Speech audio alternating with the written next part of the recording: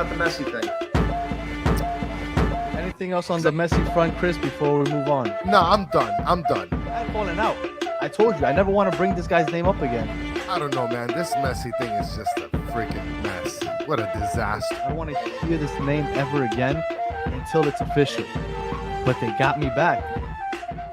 No question about it. I am ready to get hurt again. Chris, the Herons are back. Welcome, everybody, to episode number 86 of the Battered Herons. What is that? Okay. 86 of the Battered Herons podcast. I am your host, Daniel Granada. And alongside me, as always, is Mr. KBD. How are you doing, sir? Man, it's a great week. Great week. Great week for soccer. Great week for football.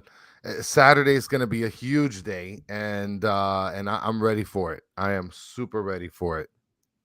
For sure. I mean, it's the first final in history, and we have a special guest that we're going to help preview the Nashville game. But before we do, I did want to ask you one quick question before we get started, Chris. We didn't touch up on it much last game. Actually, we were kind of hyped that we won. Yeah. We said the goal, like the main goal, right? You want to win trophies and everything, but the main goal was to make it to Champions Cup next year. That was the goal. If we could do that, we're happy, right? Because you want that international competition next year.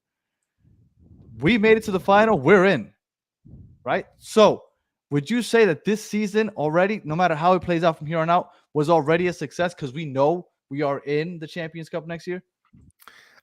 I mean, yeah, it's considered already a success, even if we don't win, just for the simple fact that we're seeing like the changes, the positive changes that this team is making with all of the new additions. So I think most definitely, yeah, it's already a success. Obviously, we want to keep that same energy. And Lucho Lau mentions here in the chat, we lighting fireworks. And Edward, thank you for keeping tabs with us, brother. Much appreciated for keeping on with us. For sure. And Rohan, thanks for staying up or waking up early. I don't know. But one thing I wanted to mention was Lucho Lalo mentions we're lighting fireworks if we win Saturday night. I mean, hell yeah. I mean, you got to keep that energy. Look, Nashville's a party city. Nashville, let me tell you something. Nashville can get down. Maybe some people don't think of it that way because they think Miami and LA and stuff like that. But Nashville gets down. And we'll ask Uncle Matt about that in a little bit. But Nashville can get it done. And this is a good question by Marcos asking if it's the first final for Nashville club also. Yes, it is. So that'd be a good question to put in the chamber. Well, the storylines, and I guess when we have Uncle Matt on, I'm about to bring him on right now. Yeah. I'm going to ask him this question, but I'll ask you before we bring him on. We say Orlando is our rival solely based off of geography, right? Because they're the closest team to us. But much like Lucho Lalo just said, Nashville came into the MLS the same season as we did, right? So the comparisons were already there. Inter Miami got all the attention. Nashville didn't get as much attention, even though they were better. And they have been better since they've been in the league. We haven't been as good as Nashville. Yeah. But we still get the attention. That first kind of playoffs that we had in 2020, where they allowed like 10 teams to make it, our first playoff opponent, if you want to consider that a legit playoff, was Nashville. They beat us 3-0. And now our first final appearance, right, our first opportunity at a trophy is also their first opportunity at a trophy, and we're matched up against each other. I mean, the storyline writes itself, but my real question is this going to be a rivalry? Like Orlando, because of the proximity, but is National like a legit rivalry that's going to, like, after this game, right? Because if we lose, we're probably going to feel a little better towards Nashville and vice versa. They probably already feel a little better towards us because we get more attention, even though they've been better since we've been in the league. What do you think before we go ahead and bring in Uncle Matt? I mean, I could definitely see that. I mean, there's people that are mentioning, obviously, because we came into the league at the same time. I could definitely see something like that. I mean, look, it's like you mentioned, Orlando is, I guess, the because of the proximity, the easiest to call a rival. I mean, if we're talking about proximity, they're legitimately the closest people. Like, we're never going to call Atlanta a rival or any No. other team or rival. But I do see that this can be able to build into some sort of rivalry just for the simple fact that we both came in at the same time. And in reality, Nashville's built a pretty successful tenure the last couple years. So now we kind of have to level up to where they're at. Obviously with the influx of the players that we have now, it's going to be a little bit easier, but we still got a long road to tread when we're talking about that kind of thing. And Mauro is mentioning in the chat, Inter Miami team is way different. 1,000%. That is 1,000% facts. Sure. It's completely day and night compared to what it was just a couple months ago. Yeah. Well, and real quick, La Familia No Abandona, I do know that although the prices are insane and they did price gouge our supporters groups when they were going up there, we're still making the trip. There's still going to be a large portion of La Familia representing out there. And I'm really happy to know that a lot of people are going to be out there representing. So I'm looking forward to it. But without further ado, the man of the hour, Mr. Nashville himself, Uncle Matt, joins the show to help us preview the game. How are you doing, sir? Doing pretty good. Been a crazy week. It's only just the beginning. A lot more to come, obviously. Oh yeah, a lot more to come. How are you guys feeling about the tournament so far? Because I mean, I know that America win was kind of weird, but outside of that, you guys beat Monterrey, which people thought would be the favorites, and you guys beat I'm slipping up on Cincinnati. Cincinnati, the best team in the league right now. So you guys have beat the big dogs so far in this tournament.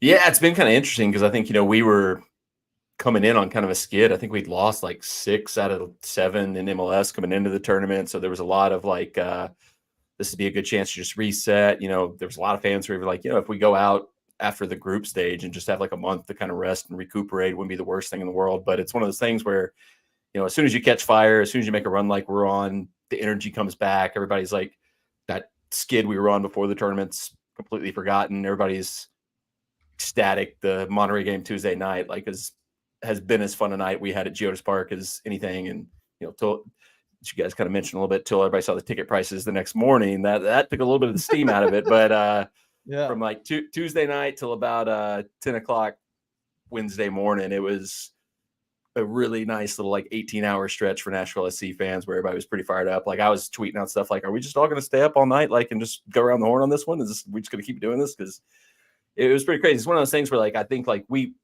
Leagues Cup was announced, it's one of those things you look at, you're like, yeah, we're usually pretty good in knockout type situations. Gary sets up pretty well. Maybe we got to run at this. And then we went on that skid and it was like, I don't know what's going to happen here. But then probably since the Cincinnati game, it kind of reignited. Yeah, you guys lost to Cincinnati right before then. To beat them in the tournament must have felt pretty nice. Yeah, that was a good one just because there's like a weird, you guys were mentioning rivalries. There's like a weird, Cincinnati doesn't want to be our rival. We've been playing them since the USL days, but they want to be Columbus's rival, which makes sense. Ohio versus Ohio. Right.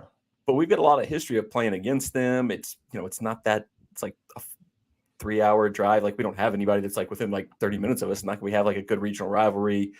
And I think it was fun to have them as our rival because up until this year, they were easy to beat. It's fun to always beat your rival. So I think that's why they didn't want to be our rival, because it's wooden spoon winners year in, year out, always lose to us. But then this year, they did the double on us in league play. So that was our last chance to kind of get one over on them there. So that was an extra kind of special one. It was a bonus away day for a lot of our fans that went up there for an extra kind of away day up the road there. So needed that one for sure. That was, I think that was one where it's you beat this team and it kind of gave us a little bit of extra confidence of, okay, all right, we're coming back. We're more like the Nashville SC we have been at our peak as opposed to what we were the last month or so before the tournament. I wanted to ask a question about tickets, but before I do, I want to get to a real critical comment here. So, morning to you, Upside Down with Chris, but right here, Lucho Lalo, this is how we could tell that you've been listening.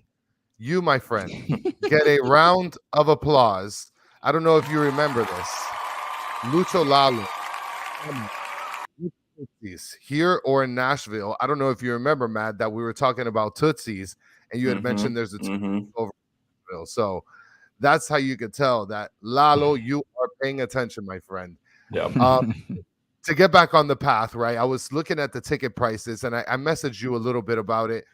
And right now, the cheapest ticket price is $465, which, I mean, there's so many tickets available. At some point, some of these people have to come down with their pricing. You, as far as being a local and knowing a lot of people, how do you see things panning out over there in terms of, I guess, the people's purchases, the resale market? Are they reacting in a way like how Philly did, where they're trying to push the home fans to not sell their tickets? Like what's the sort of vibe out there? I mean, there's definitely like, our fan base on Twitter, those of us that were lucky enough to have been opted in and got our season ticket prices for the game, or definitely there's a lot of people that are like looking at it going, like, for example, my tickets for the game are $46 a pop. The face value for like so that's what they are for a normal game. That's what I got because I opted in at the start of the tournament. I looked online because like at first everybody was like kind of posting like, hey, season ticket members, we get the chance at first grabbing some tickets. Go on, grab yourself 6 extra. Make sure you're giving them out to Nashville SC fans. Make sure we keep the home advantage. And everybody, like, it's always funny to watch these type of things happen on Twitter or X, whatever it's called now. Everybody simultaneously was like, oh, yeah, I'm not buying 6 extra tickets to this game. I'm not even buying 1 extra ticket to this game. Because, like, I looked at my row because, like, my sister-in-law was like, hey, if there's any way you could take, your nephew to the game, he would love to go. Obviously, big deal type thing. So I looked on my specific row at Geodis Park. The face value for single game ticket was $700. So I saved like $650 by opting in at the start of the tournament just there. But then that's also turned around where there's definitely season ticket members who are looking at that going, man, so I got this ticket for $50. It's going for what it is on the next one. Yeah. There's definitely a movement on like, social media and around like, hey, hold your tickets, don't sell out, stay to the game. But I mean, like, everybody's got their own personal financial situation where it's like, if you're getting like 100%. Yeah, some kind of crazy money. Like, my buddy that I sit with was like, should we just like throw ours up for like $10,000? See if anybody like bites on it or some crazy, just put up like a crazy number like that, see if anybody bites. But I'm like, this is like a one-time thing. Like, there's never going to be this exact situation, that exact type of situation again. Like, it would take a crazy amount for me to even think about selling mine. But there's definitely some fans who are like, this is on the other side of it. Yeah, exactly. And like, everybody's financial situation is different. So like, if you're looking at something where you're like, this can pay a few bills, this can, buy a few diapers if you got kids. I'm not going to judge anybody on that regard. Like, I certainly want us to keep home field advantage as best we can. But at the same time, I'm not going to be one of those people that's like, don't sell your tickets. You're a sellout if you sell your tickets, because like, exactly. Everybody's situation is a little different. Yeah, exactly. Well, if you had to take a guess, though, because you know your fan base better than obviously us or anybody else, would you say that Nashville's going to be heavy favorites as far as numbers in the stands, or do you think it's going to be like a? I mean, I felt like Dallas was pretty heavy, messy. And before you answer that question, Matt, when I saw the Dallas game and I saw the Philly game, especially Philly, I didn't think that it was going to be such a strong show out. On Inter Miami and Messi side, mostly Messi, obviously people with Barcelona and Argentina jerseys, but man, I mean, it's hard to control that. These people are willing to pay top dollar to get some seats. So, I mean, I guess back to the question that Danny was asking. Yeah, it'll be interesting. Like, a lot of like the bigger, social media presences we have seem to all be able to be going. There's a few that have like kind of said, hey, it was not my day, but that always isn't always necessarily like the best gauge of what's going to be there. Nashville's such a weird new market when it comes to sports. Like, Titans games, like, we have a good crowd, but if the Cowboys come to town, if the Steelers come to town, if the Bears come to town, you can pretty much bet, even still, it's going to be 60-40, 50-50 type split there. So right. There's a lot of transplants here. People have moved here in the last couple of years since we've grown as a city. So the prices are interesting because, like, I know like there's a lot of people that were initially saying like, oh, they're just pricing out the Nashville fans to get the Messi fans in. I'm like, well, I mean, like, did the Messi fans necessarily have like $700 more than the Nashville fans? Like, I've got to feel like we're all kind of getting priced out on this one. Like, so, like, I was like thinking like my picture of like the people that are coming in that wouldn't normally be there are going to be like button-up businessman who's got like his white Oxford shirt on and throws a pink Messi jersey over the top of the Oxford shirt type of thing. Yeah, I think quite a few of those type of people there, like people with their random kids that they just bought a Messi jersey for like this week or something like that.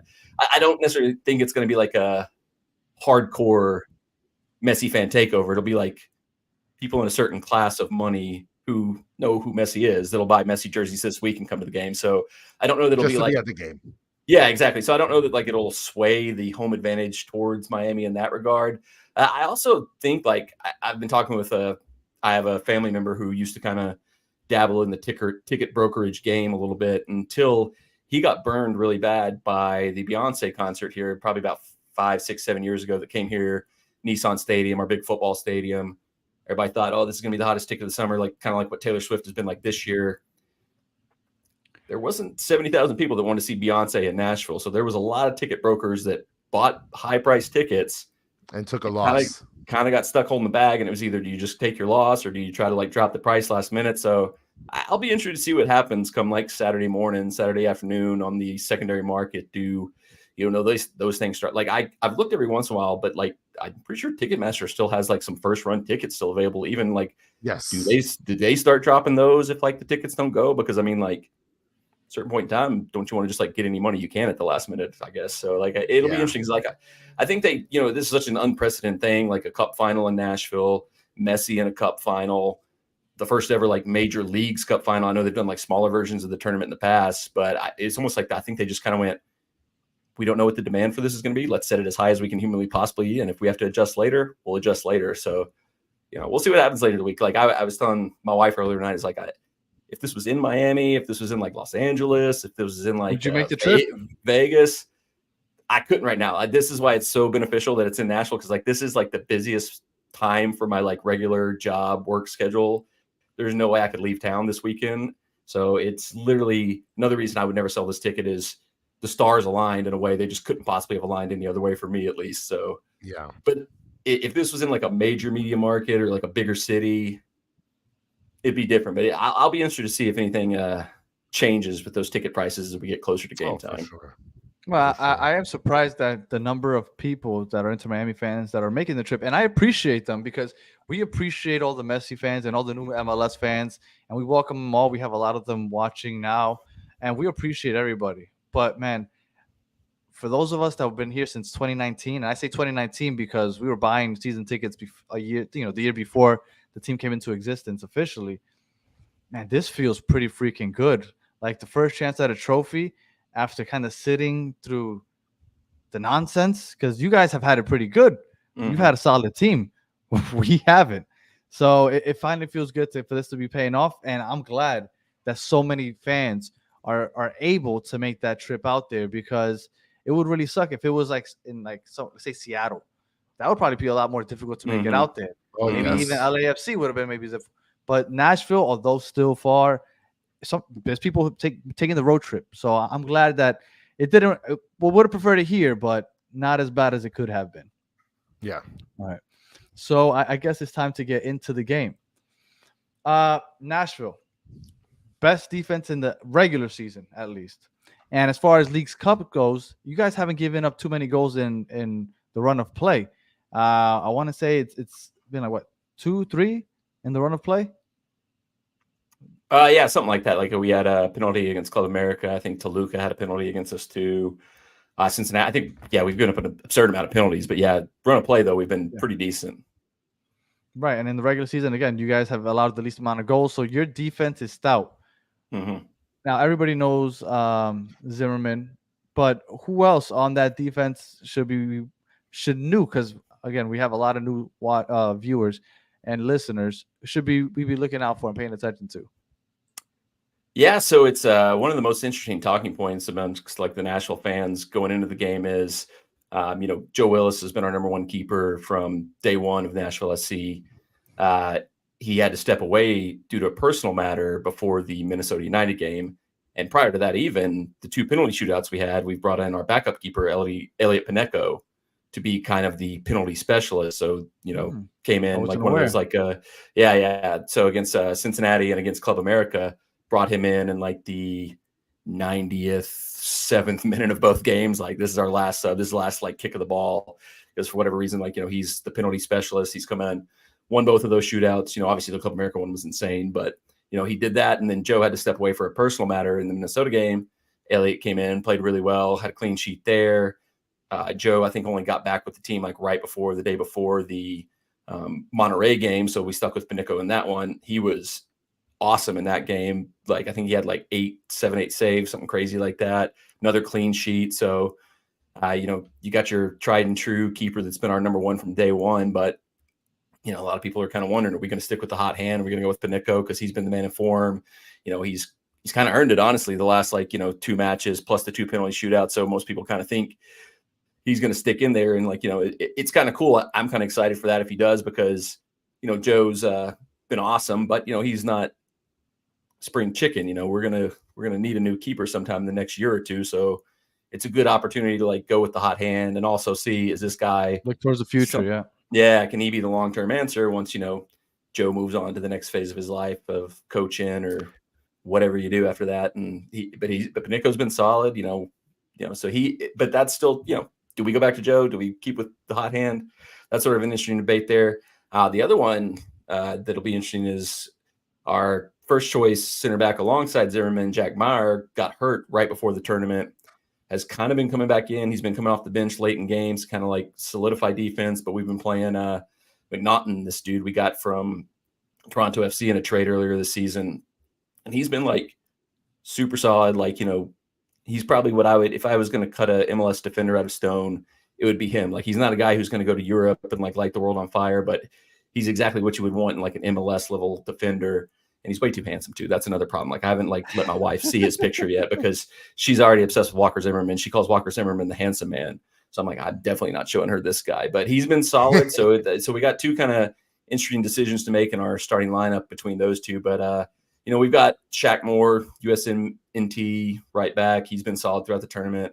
Dan Lovitz has been a staple for us for left back from, day one of the MLS era. So solid back 4, but that'll be the interesting point of our defense is who gets the nod at goalkeeper, which one of these center backs pairs with Zimmerman. And when it comes to your defense, obviously the best in the league so far. I'm assuming you guys play a low block and just kind of wait for the counter. Is that more or less the strategy behind Nashville SC? A little bit. Gary kind of talked about this in his press conference today, so it's kind of interesting to listen to him kind of talk about it, because he kind of gets a bad rap for parking the bus or whatever you want to say. And he kind of said it, we don't necessarily park the bus. We just, it's that Red Bulls ball. Yeah. He's we're just Exactly. we're just well organized. So we don't necessarily just sit super deep. We've switched to a diamond midfield about 2 or 3 games in the season. We switched to a diamond midfield. And so it's almost we use that to kind of congest the middle of the field and kind of break up play before it can get to our defense. So our defense doesn't have to sit so deep because we're trying to break up play before it gets to our defense. Break it up in midfield, and then you're 1 step closer on the counterattack. So we'll definitely be looking to break on the counter. We're definitely going to be looking for Hanny to run in, for Fafa Paco to run in behind with our speed, with our attack in that way. But it won't necessarily be like the Atlanta game. I remember watching y'all's game against Atlanta. I was I think their center backs might just backpedal off the field if they get a chance, because they were just we are never going to step to the ball. We are never going to do anything. We're going to just keep backpedaling until we run out of field. Well, that was a lopsided game.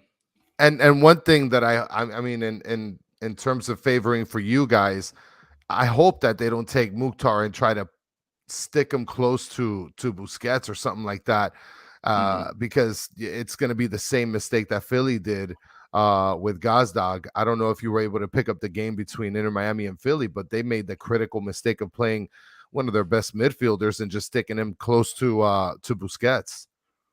Yeah, no, I saw that. And I think their coach even said after the game, we got too cute. We tried to do something a little different because, which you can kind of understand when you're coming up against what Miami's been doing. You got to maybe try something different. But at the same time, he was maybe if we just played our style of play and tried to do what we normally do, we would have been better off. And I suspect that'll be more Gary's style of play. He's a lot more rigid. You don't really see much change in Gary. If you see him change anything, it's usually more of a forced change than something he wants to do. We had I'm trying to think of what it came. I think it was right before the tournament we played Cincinnati. We had our 2 players suspended on red cards, so he switched to a back 5 just because he was limited in who he had available.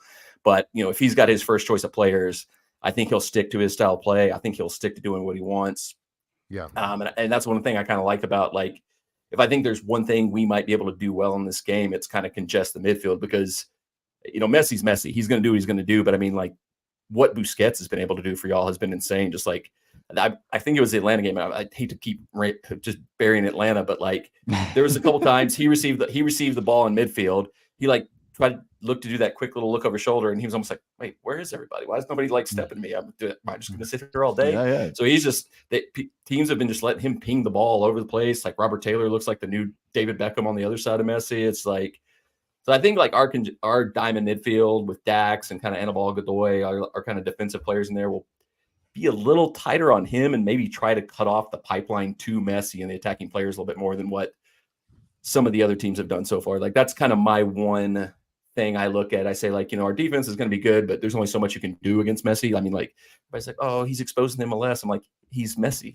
What'd you expect when he's coming? He's going to expose everybody. He was doing that in France also. It was just that he had Mbappe and Neymar, and there's no other competition, so nobody just thought it was normal. Yeah, and that's kind of been what I've been hearing a lot of people say for us is like, you can only do so much against him, but if you can like focus on like trying to limit what everybody else can do. So if you can like be a little tighter on Busquets, if you don't like forget that Robert Taylor's on the field and just like let him be over there doing what he's doing, like, do what you can against Messi, but like try to like remember there's other players on the field at the same time. Well, I think that's where Philly messed up, and where I think that you guys would not mess up is that Philly went out of their norm to try to kind of I guess disrupt the midfield with Busquets. But that's just what you guys do. Like you said, with that diamond formation, you guys clog up that midfield. So it's not out of the norm. Right. It's natural what you guys are going to do. And you guys, I mean, you might pay a little extra attention to Busquets than you would anybody else, and that's fine. But you're not coming out of your comfort zone. You're kind of accustomed to playing the way where you're kind of just muddying up the midfield. And so I think that plays very well to your strength in the midfield. And I'm curious to see how that kind of counters it. So for sure, that's interesting. And not only that, but I mean, look, just for you guys that are in the chat and you guys are listening, Nashville's not a pushover either. They're really good on defense. I mean, I'm looking at the schedule, and aside from the game against Toluca, where you guys lost 4-3, and you guys suffered a red card in that game, I mean, you guys have only allowed what is it? 1 goal to Colorado. You allowed 1 goal to Cincinnati, where you tied. You allowed 2 goals to Club America. You allowed 0 against Minnesota, but I think that's a little tainted because Minnesota got a red card on the 30-something minute, and they ran up 5 at the time, and they ran up 5. So I mean, at that point, Minnesota was just destroyed, and then you guys gave up 0 against Monterrey. So I think that you guys have an incredible defense, and for you guys that don't know, they do have an incredible defense. But my question is, how good are the wings for Nashville? How good are the wing backs for Nashville?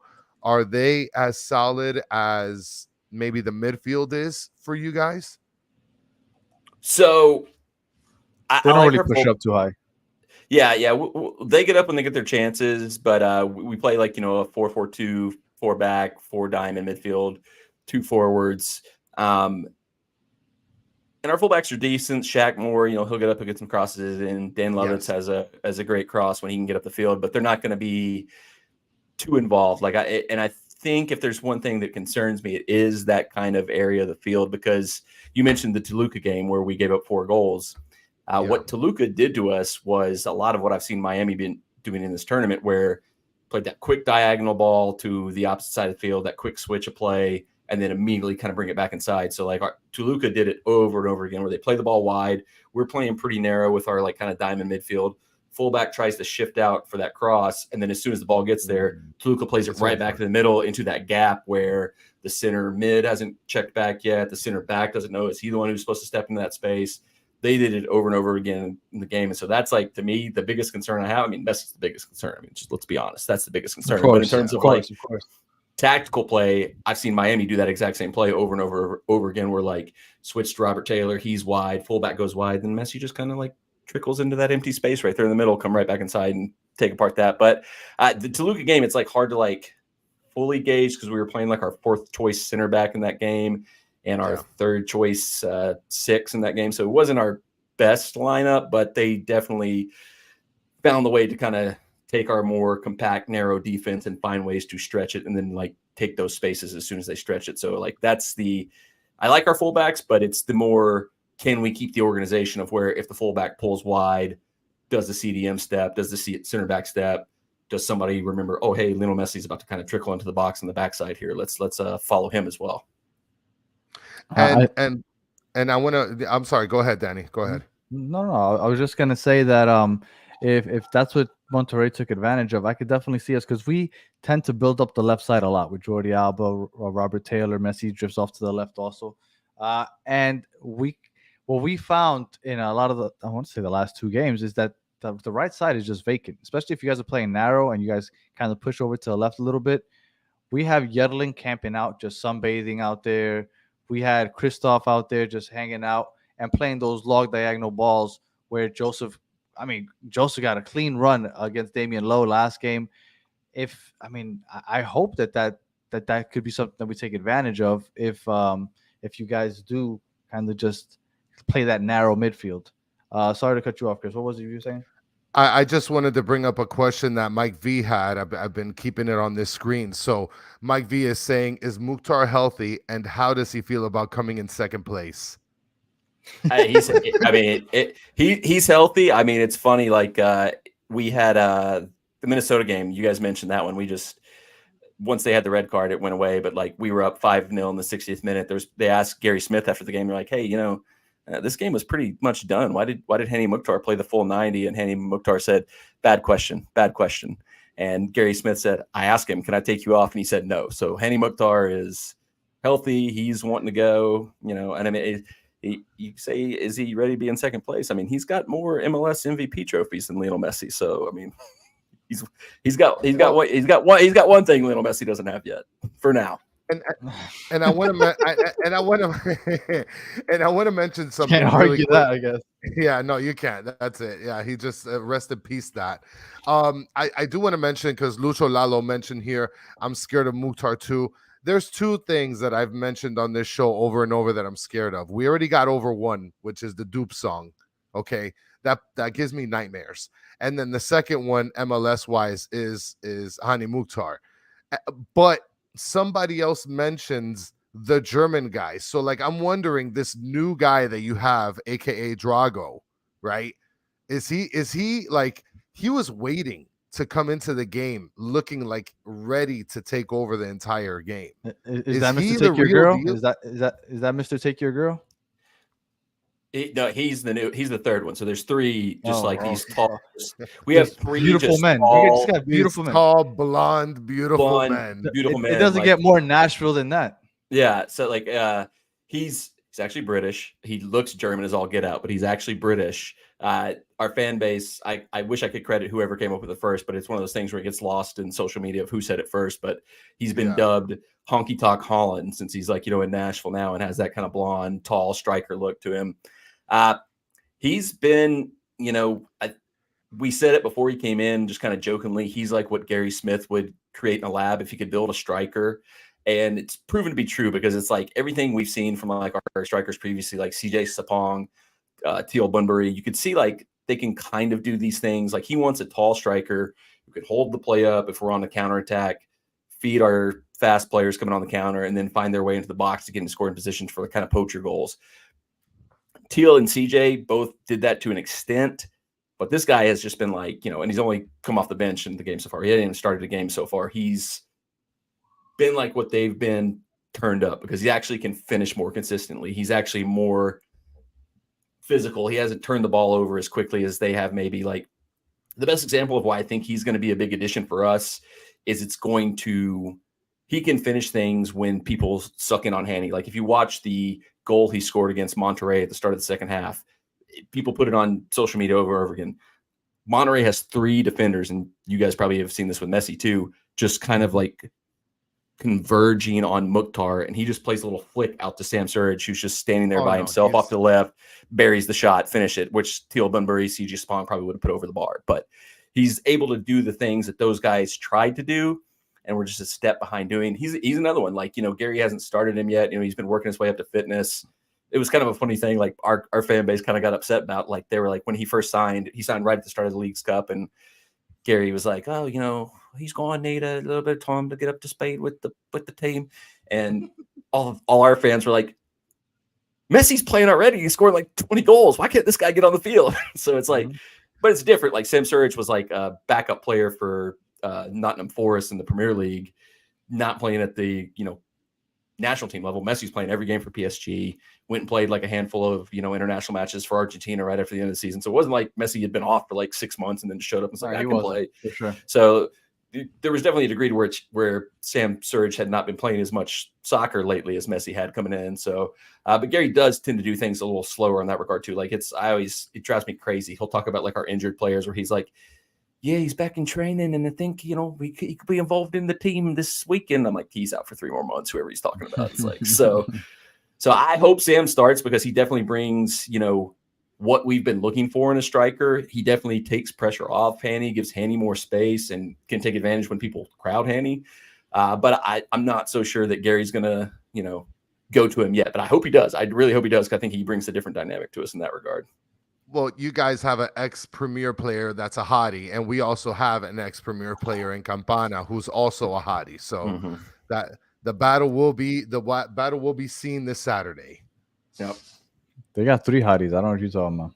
Well, I mean, but I'm talking about strictly Premier, ex-Premier player hotties. Sure. So It's true. And ours has longer hair, so I think we're gonna win.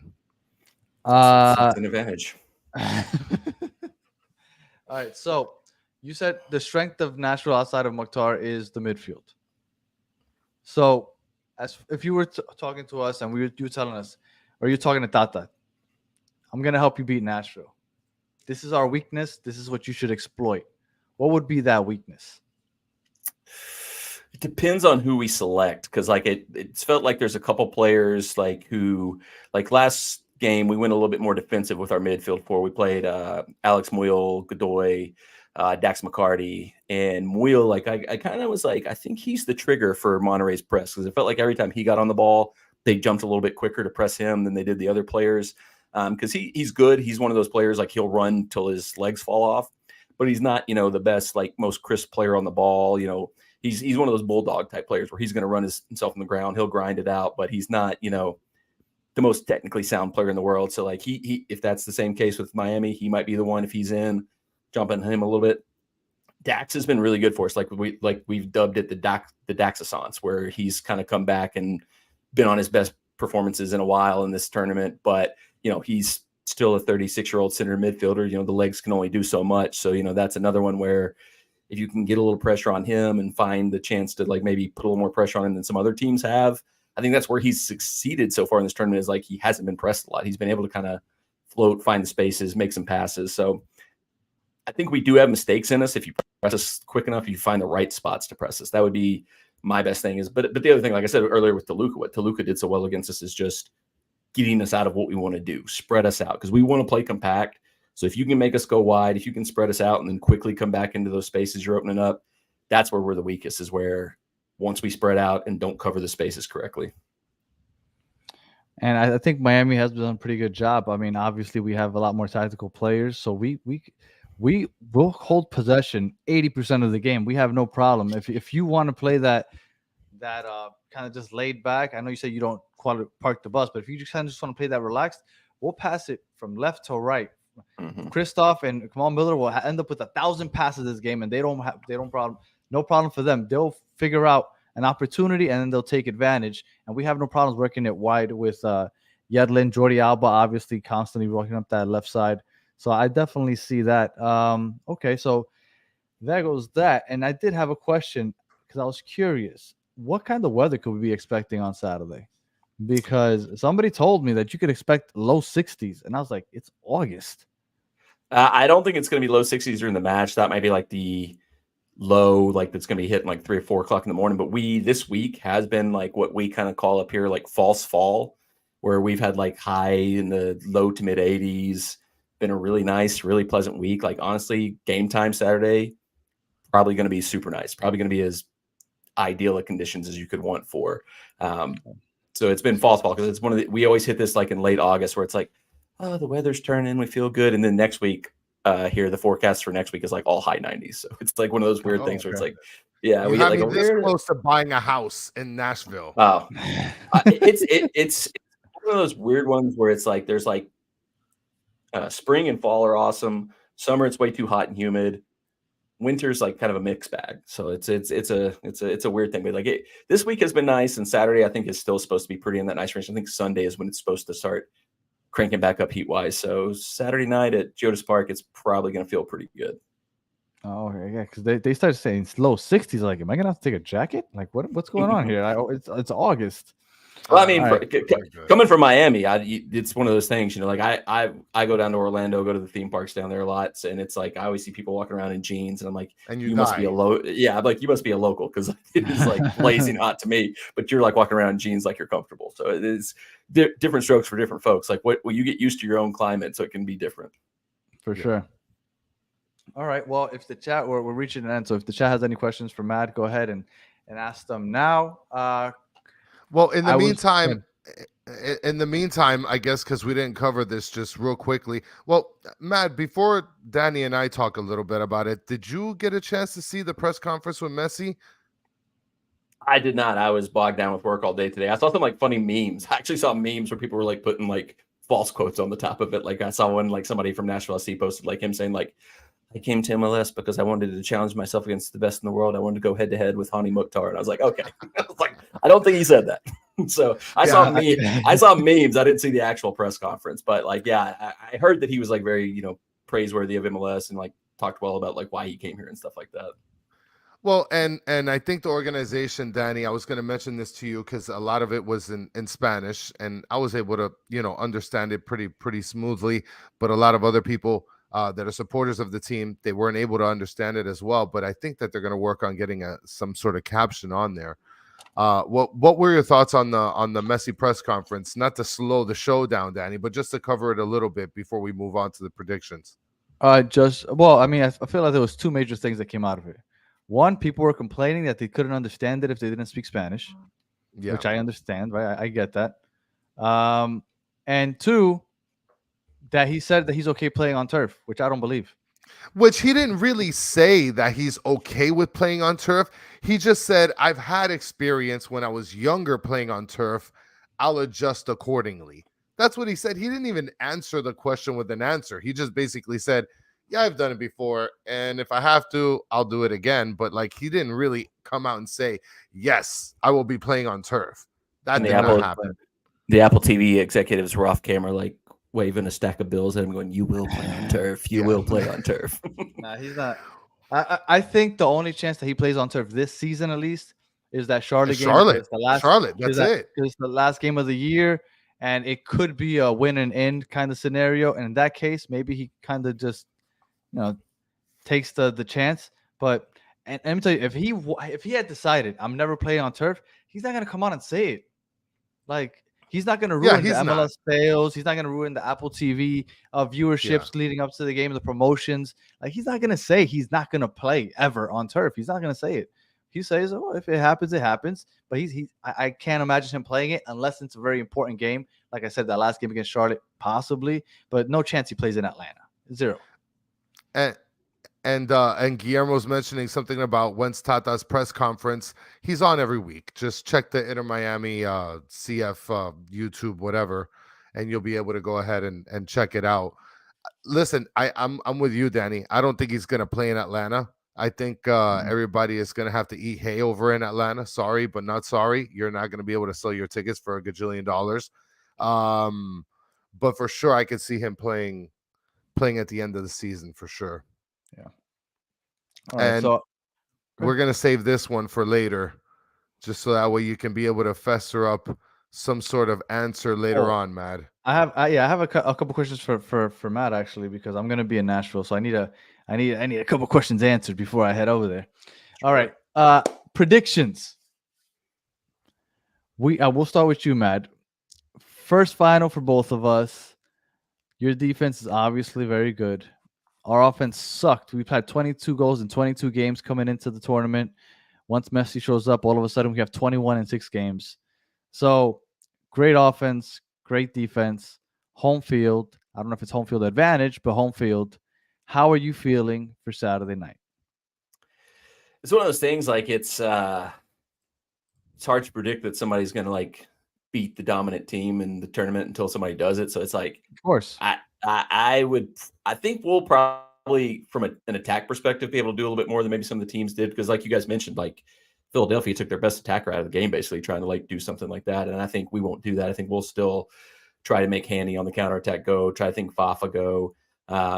But until somebody can slow down Messi, I'm not going to predict it's going to happen until we see it happen. So, I mean, Richard just said it. I would go exactly what Richard Greenberg just said. I'd go 3-2 Miami, because I think both teams will score. I think it'll be wide open game because, like I said, I think they'll be able to stretch us a little bit, but I think we'll find ways to get in behind their defense too. But 3-2 sounds like the right score to me. Chris, what are you thinking?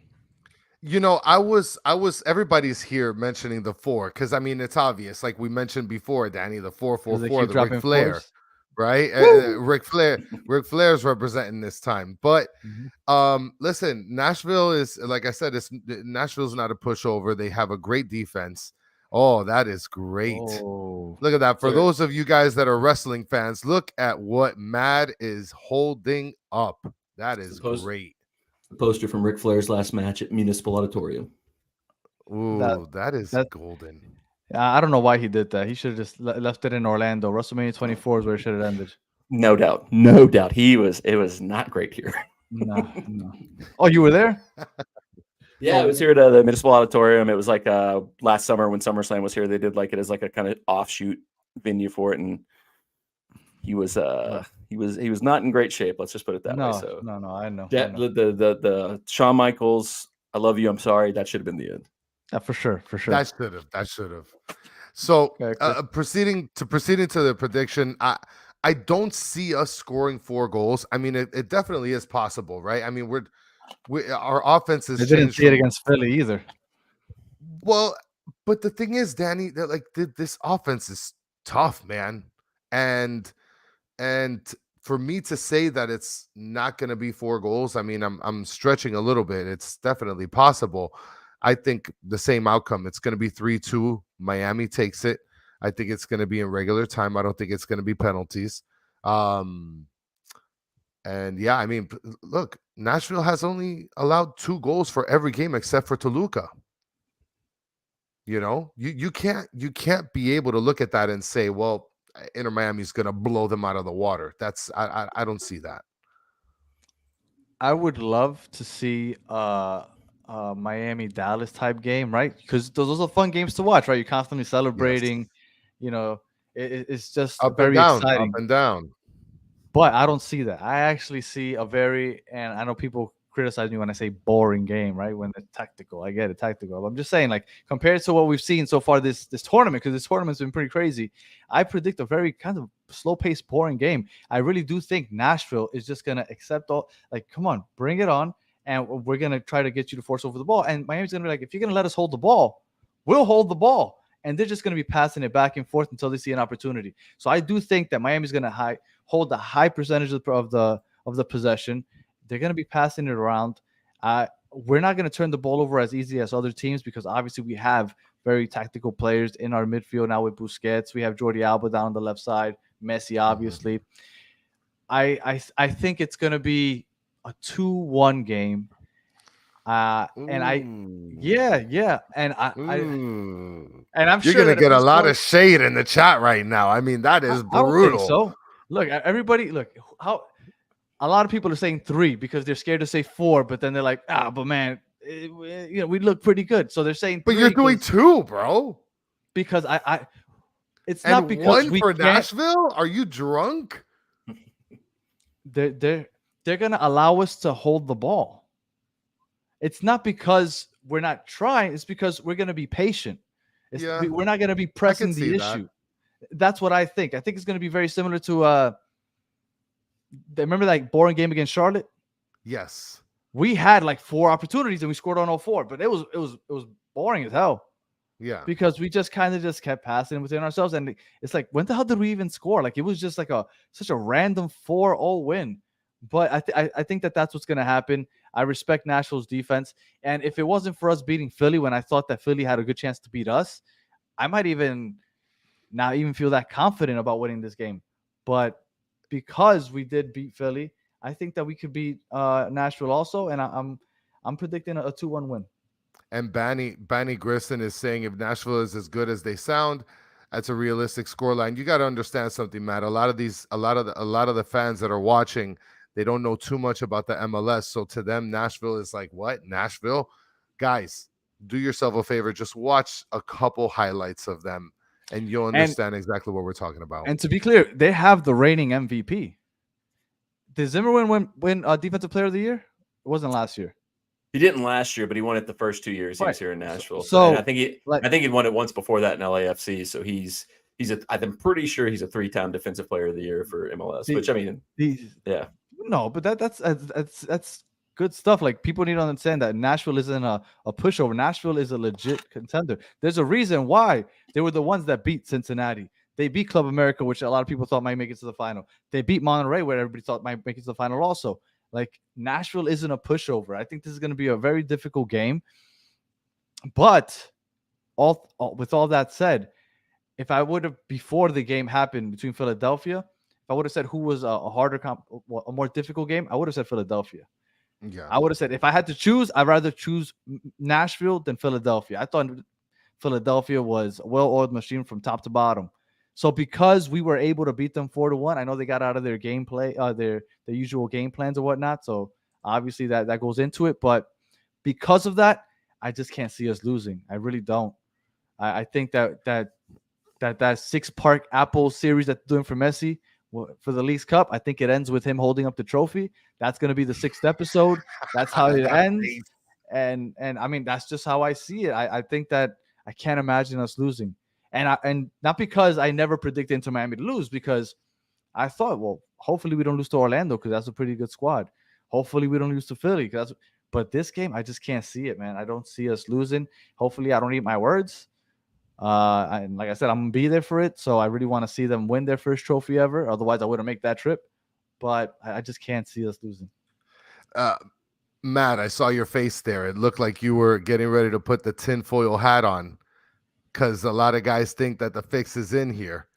So I don't get that way, just because I definitely, a lot of times in sports, storylines play out a certain way. Like I think Ray Lewis podcast, yeah, they talk about the script writers are on point on this. And like I actually, World Cup last year, I bet Argentina on a future bet to win it, purely because I was like, what would Qatar want more than anything else for the culminating moment of their special tournament than Lionel Messi lifting the World Cup? So I was like, I'm going to put a bet on Argentina. Now, nothing in the tournament made me think that it went that way or was rigged or anything like that. But I was like, you see certain things play out that way. And you mentioned it's like, there's definitely like historical storylines that play out this way. Like, we in Nashville have been on the front end of being accused of rigging things for like the last like week. So I definitely am not going to come out and accuse anybody of rigging things, because if you're going to accuse somebody of rigging things, why would anybody rig Nashville to make it to the final over Club America? Club America versus Miami. That would have been America. Huge. You look what the ticket prices are for a match in Nashville. If it was Club America versus Miami in Miami, Drake would have been the only person in the stadium because nobody else could have afforded to go. I'm trying to find this comment. Somebody commented it a little bit earlier. Well, while you look for that, I did have a question for him. Inter Miami played against the dirtiest player in the league, Jose Martinez, this past week. I don't care what anybody says to me. He's the dirtiest player in the league by far. Do you guys have an asshole on your team? I don't think we have anybody that's like that I would say is dirty. A goon. Not really. Like, we don't have anybody that's like dirty or like a goon. We got players that'll get under your skin. Like Dax can be a little like I hate Dax. Chip at your heels a little bit. He's not gonna like put his studs in your like knee or anything like that. But he'll be a little tight to you. He'll kick your heels a little bit. I've hated him since his Red Bull days. I can't stand that kid. Man, he's old. Fop will be very aggressive. He'll like get on top. We got players like that that'll be like really kind of, they'll get on your heels. They'll kick you a little bit, but like we don't have anybody that's like obviously you always put on your tinted glasses when you're talking about your own team, but we don't have I don't think we have anybody that's like I would classify as like a dirty player, like a goon or anything like that. But we definitely have a little players that maybe like pull a little bit of the dark arts of the game sometimes, and like a little extra kick after the play, or a little extra kick on the heel when they're putting pressure I on your could back, definitely things see like Dax. that. So yeah, Dax Dax has always Dak- annoyed me. yeah, I think like as a fellow slower white soccer player myself, I think that's what guys like me and Dax have to do a little bit of that when we play. For So sure. I mean, I Gotta be get it. chippy. Gotta be respect it. chippy. I get it, and I respect it because I play defense when I play soccer also, and I am one of those guys that try to get under everybody's skin. But when you're playing on the opposing you are. team, F you, you know? Yeah, exactly. I respect it, but F you anyway. Yeah. All right, Chris, you said, did you find what you were looking for? Well, no, I didn't find it, but I wanna ask this question here. So, because we got a lot of our fans, Danny's gonna be going over to Nashville. Everybody wants to know which barbecue place is better than Peg Leg Porker. Which that place, by the name, sounds phenomenal. I wouldn't go anywhere else other than Peg Leg Porker. Just before you answer that, two-part question. You can answer this one, and I'm gonna show up Saturday morning. And I leave Sunday morning, like really early. So I'll be there just for a couple hours. What should I do, or what spots should I hit before I head to the stadium?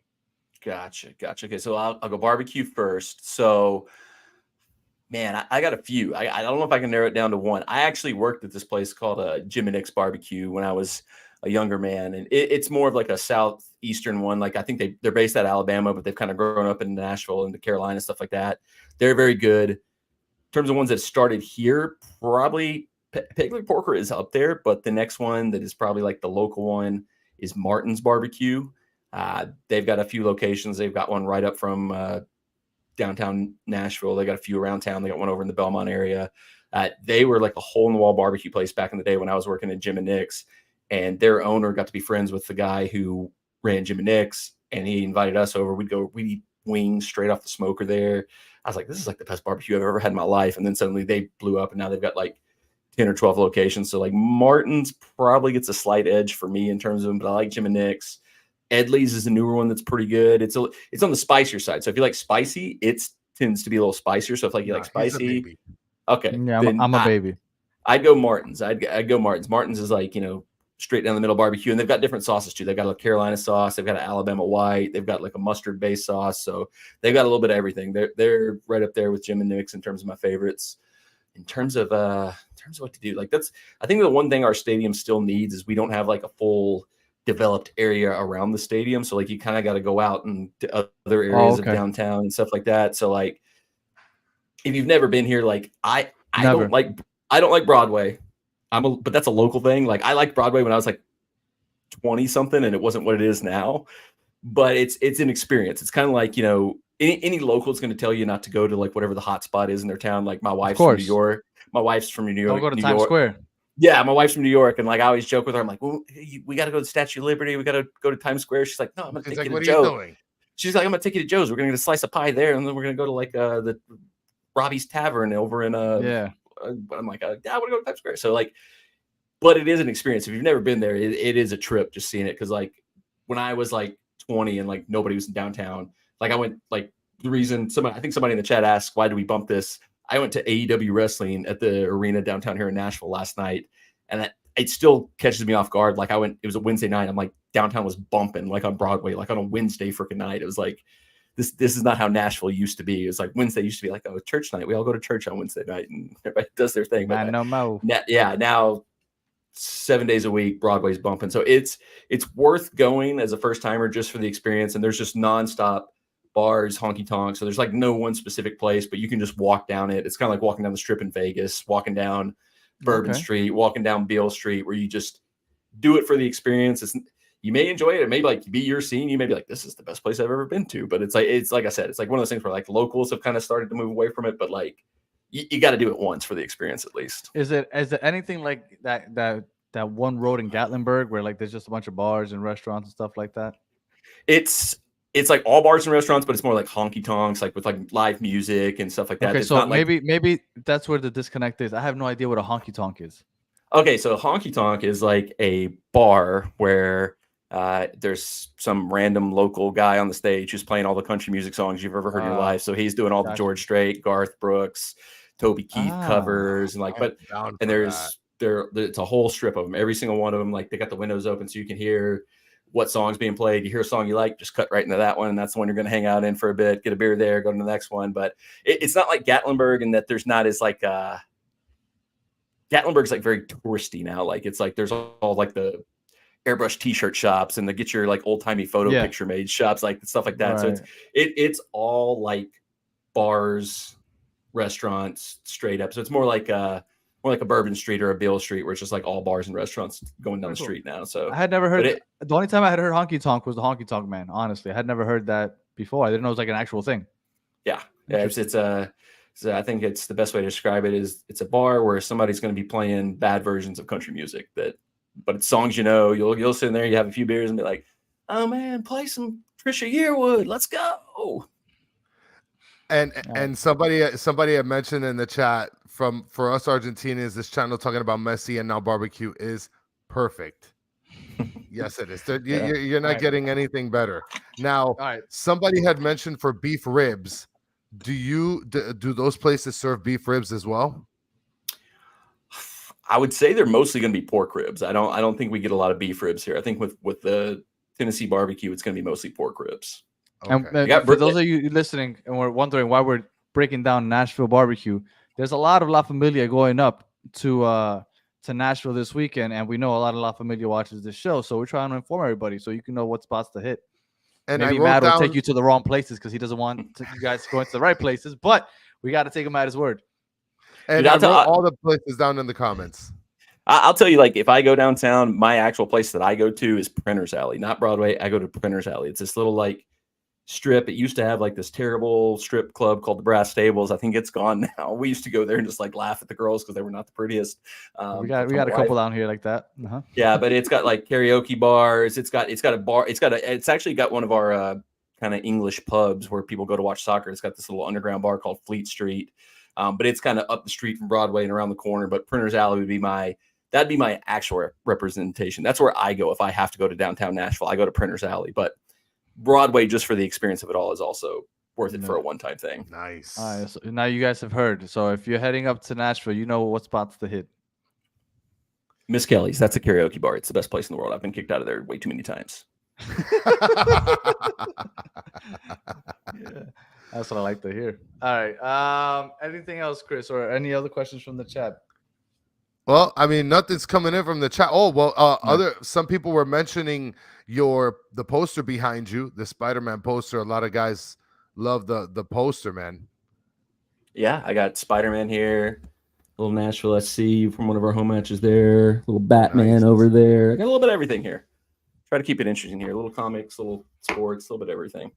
So go make sure that you're following Uncle Mad's YouTube channel. So Uncle Mad, let them know where they can find you. Yeah, it's Uncle Mad on YouTube. I've got Twitter, X, whatever it's called now. I think there's an underscore between Uncle and Mad on that one. Instagram, same thing. I think it's Uncle_Mad. 2 Ds. That's the difference, is 2 Ds on there because I don't know if I've ever told you guys. I don't know if I told you guys the first time I was on. The way I got the nickname Mad, you just called me like my name's Matt. So my friends certain times started calling me Mad Matt because not always the most calm. I've been good on y'all's shows, but I don't know. I haven't passionate. I haven't always had the most. My demeanor gets a little out of control sometimes, and so my friends used to actually call me like Mad Matt, and they joke like how many D's were on the Mad based on how angry I was about whatever was happening at the given time. So somewhere along the way, it was just like I think like my nephew was mispronouncing my name or something like that. Was calling me like Uncle Mad, and so Uncle Mad. I was like, I've been called Mad before. This makes sense, and so I just went with that. So yeah, but yeah, Uncle Mad on all social media, Uncle Mad on YouTube. Yeah, and I know you talk about a lot of things. You were at the AEW thing last night. I'm a big wrestling fan, so all that other good stuff. So make sure that you're following Uncle Mad. And as always, thank you for taking the time to join us, man. It was really fun chopping it up with you. Hopefully we beat you guys on Saturday, but regardless, it's going to be a good time because it's the first final for both of us. So Everybody's out there having a good time. Any final thoughts, Chris? No, man. It's like what Uncle Mad just said. Give him a follow. Check out his stuff. He's great. Especially in the world of Disney, if you guys are interested in that as well. Give us a like and subscribe, guys. It costs nothing. Just throw that thumb up and down like you usually do with your text and stuff. Like and subscribe, all that kind of good stuff. And it's gonna be a big game, Danny. Saturday night. Yeah, no, I'm excited. I'm really excited. I can't wait. It's gonna be a good time, and hopefully we get man, making a long trip like that. That flight back, if we lose, is gonna be rough. Uncle Matt, are you a Titans fan? Yep. Yep. Oh, look at that. Show you this, like another little background thing I can show you here. This is me from the COVID season when they put fan cutout stands, and so I got to keep this from. I got one of those for Inter Miami.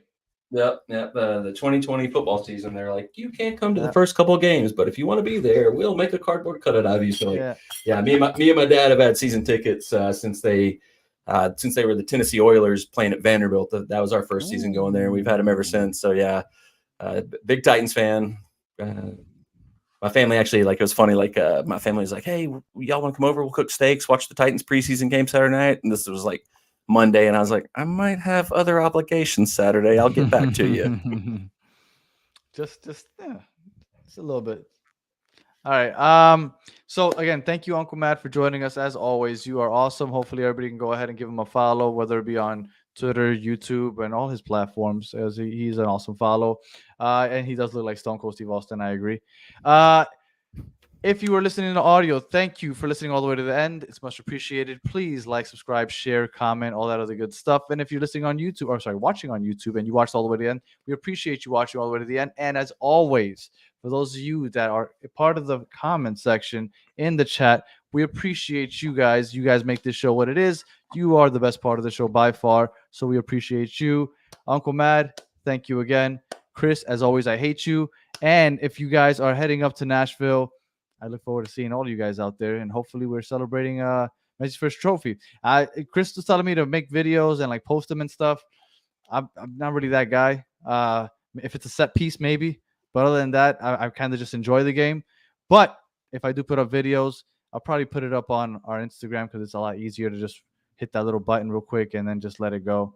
So that's a no-win thing, because I post my game videos and I get comments all the time like, "How come you didn't post the goal?" I'm like, I'm watching the game. Yeah, like, don't just sit there on video in the whole game. I can't do it. I mean, if it's a set piece, and if you ever look on the channel, there's a couple shorts where like I have like, oh, it's a set piece. Oh, I just put on my phone and record it for a second. But other than that, I'm just enjoying the game, so it's kind of hard. So, but maybe before the game, after the game, maybe the trophy celebration. Like I said, on Instagram is probably where you're gonna see those on Battered Miami Fans on Instagram. But as always, thank you guys for listening. Like and subscribe, all that other good stuff if you haven't already. And I think Chris is going to be going on after the game. Yes, I will be. And I might join here or there, maybe from the stadium. I don't know. We'll see if I'm sober. I don't know. We'll work it out. We'll work something out. But regardless, the channel, Chris will be here on Saturday after the game. So make sure you tune in live then. And until the next one, have a good one.